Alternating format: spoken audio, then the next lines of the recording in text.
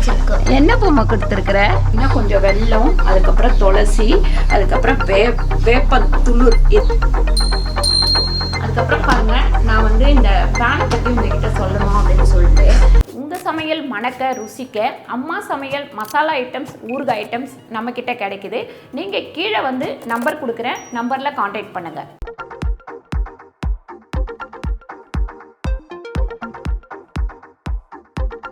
வணக்கம், நான் உங்கள் அம்மா சமையல் மீனாட்சி.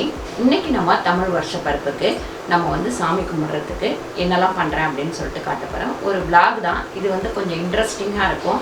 எல்லாரும் வந்து என்னென்ன பண்ணுறோம் அப்படின்னு சொல்லிட்டு பார்க்க போகிறீங்க. ஃபஸ்ட்டு வந்து நான் எந்திரிச்சதுமே பால் வச்சுட்டேன். ஏன்னா நம்ம முதல் பால் வைக்கணும். ரெண்டாவது கோலம்லாம் நைட்டே நான் போட்டு ரெடி பண்ணி வச்சுட்டேன். நேற்று வந்து நீங்கள் பார்த்துருப்பீங்க வீடியோ, நம்ம வந்து முன்னாலே சாமி கும்பிட்றதுக்கு முன்னாடி என்னெல்லாம் ரெடி பண்ணி வைக்கிறது அப்படின்னு சொல்லிட்டு காமிச்சிருந்தேன். இன்றைக்கி காலையில் எழுந்திரிச்சு நம்ம விளக்கும் ஏற்றியாச்சு. இப்போ டைம் பார்த்திங்கன்னா நான் வந்து 4 மணிக்கு எழுந்திரிச்சேன். குளித்து ரெடியாகி கீழே வர்றதுக்காட்டியும் 4:45 ஆயிடுச்சு நமக்கு. இப்போ வெளியே வந்து கோலம்லாம் போட்டுட்ருக்காங்க பசங்க, அந்த வேலை அங்கே போயிட்டுருக்கு. அதுக்கப்புறம் நைட்டே வந்து நான் ஊற வைக்க வேண்டியதெல்லாம் ஊற வச்சு எடுத்து வச்சுட்டேன். காலையில் எந்திரிச்சதும் வடைக்கு வந்து மாவு உளுந்து ஊற வச்சுருக்கேன்.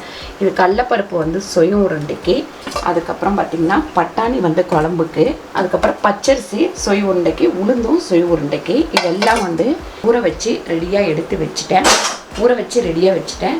நிறைய பேர் வந்து இன்றைக்கி வந்து நான்வெஜ் சமைப்பாங்க. நாங்கள் வந்து நான்வெஜ் சமைக்க மாட்டோம், வெஜ்ஜு தான் சமைப்போம்.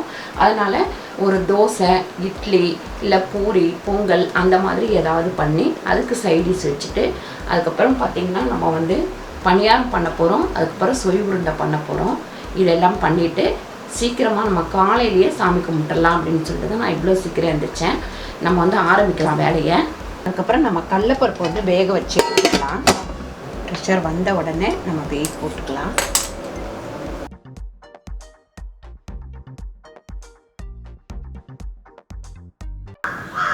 பாருங்கள், இப்போ கோலம்லாம் போட்டுட்ருக்காங்க. வெடியவே இல்லை பாருங்கள், அவ்வளோ இருட்டாக இருக்குது. 5 மணி தான் ஆகுது. நானும் பசங்களை வந்து எழுப்பி விட்டுட்டேன். எல்லா வீட்லேயும் பிள்ளைங்க தூங்குவாங்க, நம்ம வீட்டில் பாருங்கள் ஏஞ்சி வேலை செஞ்சுட்டுருக்காங்க. பாருங்கள், எப்பவும் போல் நான் காலையில் ஃபஸ்ட்டு பால் காய்ச்சி சாமிக்கிட்ட வச்சாச்சு. நான் வந்து பாயாசத்துக்கு பால் வச்சுருக்கேன். பாயசம் பண்ணிக்கலாம். நம்ம அடுத்து தேங்காய் உடைச்சி நம்ம திருவிக்கலாம்.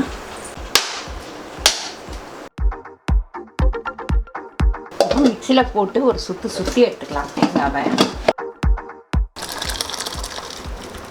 இந்த தண்ணி வந்து இதில் வடிச்சிடலாம். பட்டாணி வேக போட போகிறோம், அதுலேயே வடித்து விட்டுருவோம். நான் 1/2 கிலோ பட்டாணி வந்து ஊற வச்சுருக்கேன். ஊற வைக்கும் போதே நல்லா கழுவிட்டு 2-3 முறை கழுவிட்டு ஊற வச்சிங்கனாக்கா உங்களுக்கு காலையில் எடுத்து போடும்போது நம்ம அப்படியே எடுத்து போடலாம். 2 உருளைக்கிழங்கும் போட்டு வேக வச்சுக்கலாம். பாருங்க, இப்போ நம்ம சொயம் பண்ணுறதுக்கு உளுந்தும் அரிசியும் ஆட்டி எடுத்துக்கலாம். ஆட்டி கொஞ்சம் நேரம் வைப்போம். இன்னும் கொஞ்சம் தண்ணி ஊற்றி நம்ம அரைச்சிக்கலாம். பச்சரிசி பார்த்திங்கன்னா 2 அழாக்கு, 1/2 அழாக்கு நான் உளுந்து ஊற வச்சுருக்கேன்.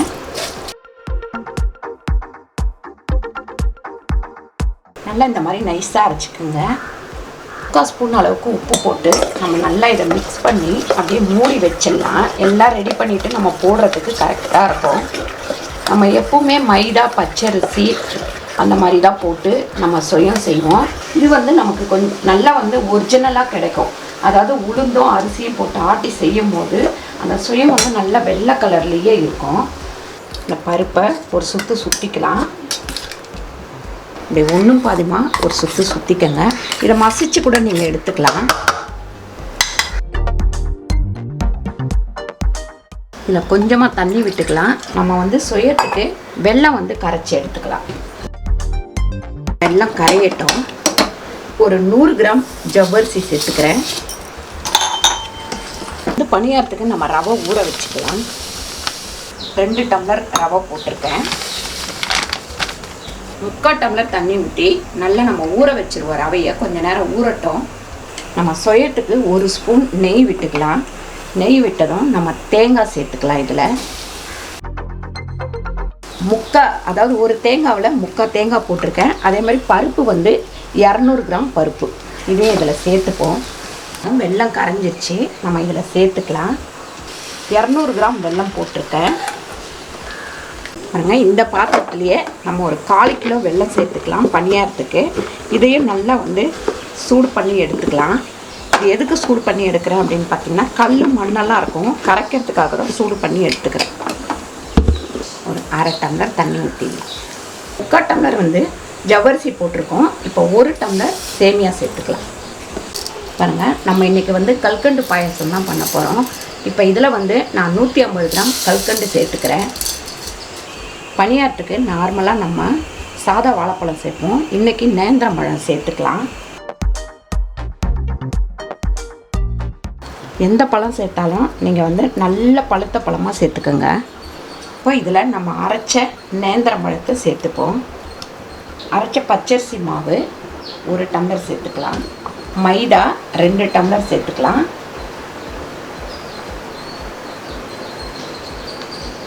பாருங்க, நல்லா காய்ச்சிருக்கிற இந்த வெல்லத்தை இதில் ஊற்றிக்கலாம்.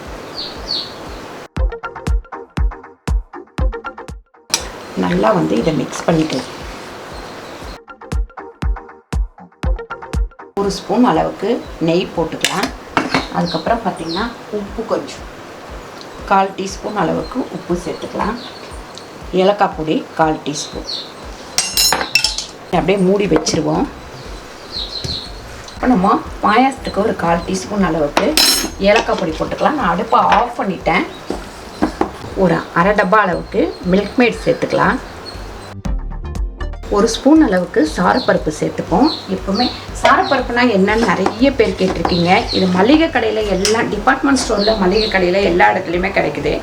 இது வந்து கல்யாண வீட்டுங்களில் கண்டிப்பாக இந்த சாரப்பருப்பு இல்லாமல் எந்த பாயாசமும் வைக்க மாட்டாங்க. இது போட்டால் நமக்கு குடிக்கும் போது ஒரு தனி டேஸ்ட் கிடைக்கும். அப்படி கடித்து சாப்பிடும்போது தனியாக ஒரு டேஸ்ட் கிடைக்கும். அதனால தான் நான் எப்பவுமே சாரப்பருப்பு போடுறேன். 1 ஸ்பூன் அளவுக்கு நெய் போட்டுக்கலாம். இப்போ முந்திரியை வறுத்து எடுத்துக்கலாம்.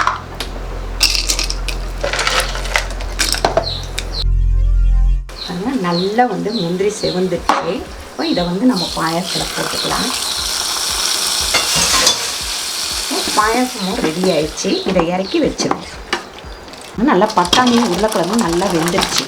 நம்ம இப்போ பட்டாணி குருமாக்கு எண்ணெய் ஊற்றிக்கலாம். 4 ஸ்பூன் எண்ணெய் ஊற்றிருக்கேன். இதில் கொஞ்சமாக சோம்பு சேர்த்துக்கலாம். அதுக்கப்புறம் 3 வெங்காயம் வெட்டி வச்சுருக்கேன், அதையும் சேர்த்துப்போம். இஞ்சி பூண்டு பேஸ்ட்டு 1 ஸ்பூன் சேர்த்துக்கலாம். கல்லுப்பு ஒரு 1/2 ஸ்பூன் சேர்த்துக்கலாம். தக்காளி வந்து ஒரு 4 தக்காளி நறுக்கி வச்சுருக்கேன், அதையும் சேர்த்துப்போம். புதினா ஒரு கைப்பிடி அளவுக்கு சேர்த்துக்கலாம். மஞ்சள்தூள் ஒரு 1/4 டீஸ்பூன் சேர்த்துக்கலாம். வெறும் மிளகாத்தூள் ஒரு 2 ஸ்பூன் சேர்த்துக்கலாம். தனியாத்தூள் 2 ஸ்பூன். கரம் மசாலா தூள் 1 ஸ்பூன். கொஞ்சமாக தண்ணி ஊற்றிக்கலாம். இந்த மசாலா வடை போகிற வரைக்கும் இது நல்லா கொதிக்கட்டும். அப்புறம் உருளைக்கிழங்கு உரிச்சிட்டு இப்படி பெருசு பெருசாக இப்படி மசிச்சு போட்டுக்கலாம். அந்த உருளைக்கிழங்கு வேக வச்ச பட்டாணி இது எல்லாமே உள்ளே சேர்த்துக்கலாம். குக்கர் வந்து பத்தலை, அதனால் நான் கொஞ்சம் பெரிய பாத்திரத்தில் மாற்றிட்டேன். இது கொஞ்சம் கொதிக்கட்டும். அதுக்கப்புறம் நம்ம தேங்காய் அரைச்சி ஊற்றிக்கலாம். அதுக்கப்புறம் ரொம்ப முக்கியமான ஒரு விஷயம் என்னென்னு பார்த்திங்கன்னா, மாங்காய் பச்சடி. இதில் வந்து நம்ம வேப்பம்பூ, அதுக்கப்புறம் பாக்கில் ஒரு சின்ன பீஸு, இது எல்லாத்தையும் போட்டு நம்ம சமைக்க போகிறோம். இதை நல்லா இந்த மாதிரி உருட்டி வச்சுக்கலாம். நல்லா கொதிச்சோடனே இந்த தேங்காய் வந்து அரைச்சி வச்சுருக்கேன், பாதி முடி தேங்காய் அரைச்சி வச்சுருக்கேன், இதை சேர்த்துக்கலாம். கொஞ்சமாக தண்ணி சேர்த்துக்கலாம். குழம்பு ரெடி ஆயிடுச்சு, அதாவது பட்டாணி குருமா ரெடி ஆயிடுச்சு. இப்போ அடுப்பை ஆஃப் பண்ணிடுவோம். ஆஃப் பண்ணிவிட்டு இறக்கி வச்சிடலாம். இப்போ வந்து நம்ம வடை எல்லாமே சுட்டுக்கிறதுக்கு இதில் எண்ணெய் ஊற்றிக்கலாம். ஃபஸ்ட்டு சொயம் சுட்டுக்கலாம். இதில் வந்து மாங்காய் பச்சடி பண்ணிடலாம். கடுகு போட்டுக்கலாம். நம்ம பச்சடிக்கு கொஞ்சமாக உளுந்து சேர்த்துக்கலாம். இப்போ இதில் மாங்காய் சேர்த்துக்கலாம். உப்பு ஒரு 1/4 டீஸ்பூன் அளவுக்கு, ஏன்னா நம்ம வெல்லம் போட போகிறோம், அதனால் ஃபுல் உப்பு போட தேவையில்லை. ஒரு 1/4 டீஸ்பூன் மஞ்சள்தூள், வெறும் மிளகாத்தூள் ஒரு 2 ஸ்பூன் சேர்த்துக்கலாம். டம்ளர் தண்ணி ஊற்றிக்கலாம். நம்ம இதில் காஞ்ச மிளகாவும் போட்டு பண்ணலாம். ஆனால் எங்களுக்கு வந்து இந்த மாதிரி மிளகாத்தூள் போட்டு பண்ணுறது தான் கொஞ்சம் பிடிக்கும். அதனால் நான் மிளகாத்தூள் போட்டு பண்ணுறேன். இப்போ வந்து இதை மூடிடுவோம். மூடிட்டு வெயிட் போட வேணாம், இப்படியே இருக்கட்டும். அதனால் இந்த மாதிரி எடுத்துக்கங்க. நல்லா இந்த மாதிரி எடுத்து இப்படி போடுங்க. கொஞ்சம் கம்மியான தீயில வச்சுட்டு இப்படி கடகடன் போட ஆரம்பிச்சிடலாம்.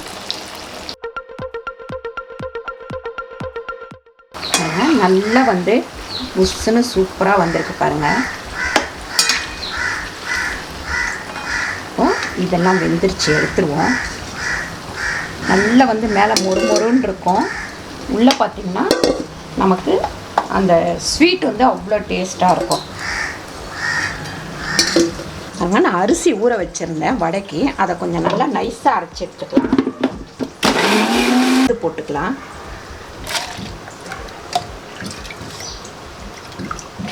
கொஞ்சமாக தண்ணி விட்டுருக்கேன். இப்போ மறுபடியும் அரைக்கலாம்.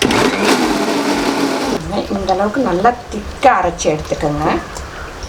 இப்போ நம்ம பணியாரம் ஊற்றிக்கலாம். இந்த மாதிரி ஒன்று மேலே வந்ததுக்கப்புறம் அடுத்ததை ஊற்றுங்க.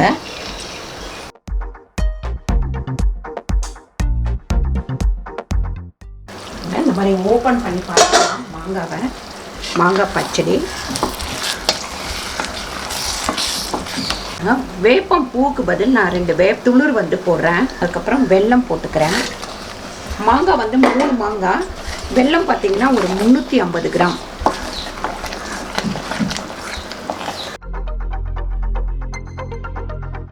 நமக்கு மாங்காய் பச்சடி வந்து ரெடி ஆயிடுச்சு. இதில் பச்சை மிளகா, இஞ்சி, கொத்தமல்லி போட்டிருக்கேன். தேங்காய் போட்டுக்கலாம் கொஞ்சம். அதுக்கப்புறம் மிளகு 1 ஸ்பூன் அளவுக்கு மிளகு. உப்பு வந்து 1.25 ஸ்பூன் போட்டிருக்கேன். இப்போ நம்ம தோசை ஊற்றிக்கலாம். எண்ணெய் வந்து நல்லா காஞ்சிச்சு. இப்போ வடை போட்டு எடுத்துக்கலாம்.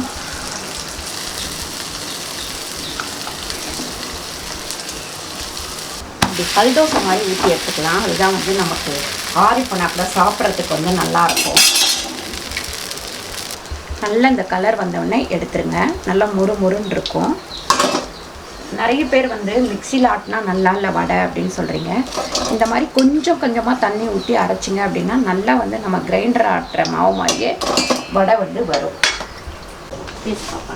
என்ன பண்ணுது டுங்கில்? என்ன பண்ணுது? வந்து பொம்மை கொடுத்து விளையாட வச்சிருக்கோம். என்ன பொம்மை கொடுத்துருக்குற? உள்ள போவாத, பயப்படுது. வெளியே வரத்துக்கு ட்ரை பண்ணுது. மூஞ்ச மூடிக்கிறாராம் அவரு. ஏதாவது சாப்பிட கொடுப்பாப்பா. கிட்ட போடு கிட்ட போடு கிட்ட போடு. இங்க பாருங்க, நம்ம வந்து இலையில எல்லாமே மாறிக்கலாம்.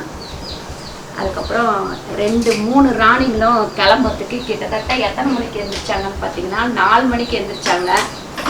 5 மணி வரைக்கும் போட மாட்டாங்க.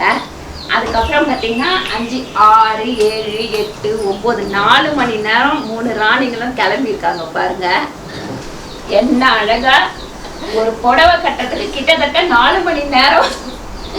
என்ன பாப்பா என்ன பண்ணாங்க புடவை கட்டும் போது? நாங்கள் வந்து எப்பவுமே தீபாவளி அன்னைக்கு என்னெல்லாம் பண்ணுவோமோ அது எல்லாமே இன்னைக்கு பண்ணுவோம். அதனால தான் நான் வந்து டிஃபனோட முடிச்சிருக்கிறேன். எல்லாமே நம்ம பரிமாறி இப்போ சாமி கும்பிட்டுக்கலாம். இதில் பார்த்தீங்கன்னா கொஞ்சம் வெல்லம், அதுக்கப்புறம் துளசி, அதுக்கப்புறம் வேப்பத்துளுர் இது போட்டு வச்சுக்கிறேன் நம்ம தீர்த்தத்துக்கு.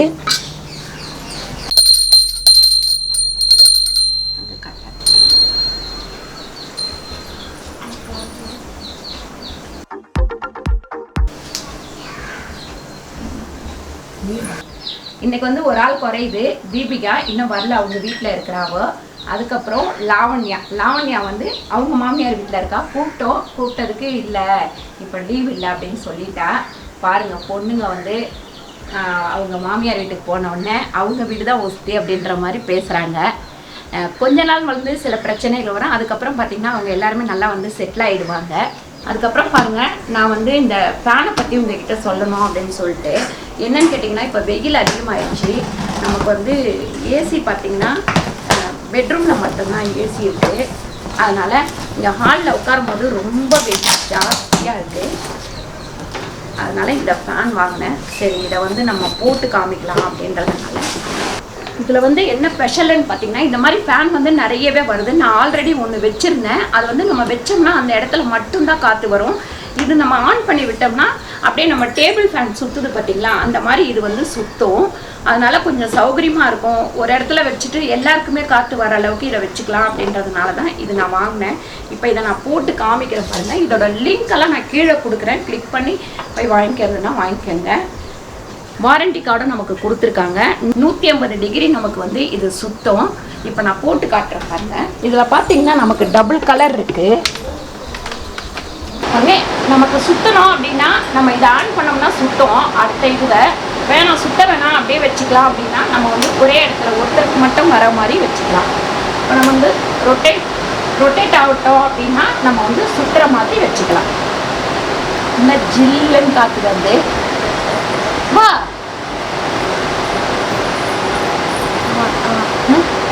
அப்புறம் நான் ஒன்றில் தான் வச்சுருக்கேன். இன்னும் ஸ்பீடு வேணுனாலும் நம்ம இதில் வந்து வச்சுக்கலாம். 3 இது இருக்குது. இதில் நம்ம 3 இதுவுமே மாற்றி மாற்றி நம்ம போட்டுக்கலாம்.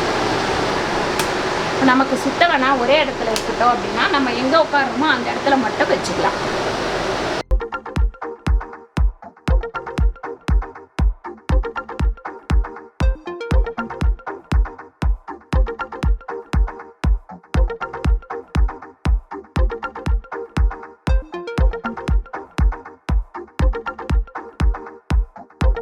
இது வந்து பார்த்தீங்கன்னா ப்ரீமியர் கம்பெனி. நான் கீழே அதோட லிங்க் எல்லாமே கொடுத்துருக்கேன். நீங்கள் கிளிக் பண்ணி பார்த்தீங்கன்னா தெரியும். இதை புதுசாக வந்து நமக்கு அறிமுகப்படுத்தியிருக்காங்க. அதனால நல்லா இருக்குது. நல்லா இருக்குமோ என்னவோ அப்படின்னு தான் வாங்கினேன். ஆனால் ரொம்ப நல்லா இருக்குது.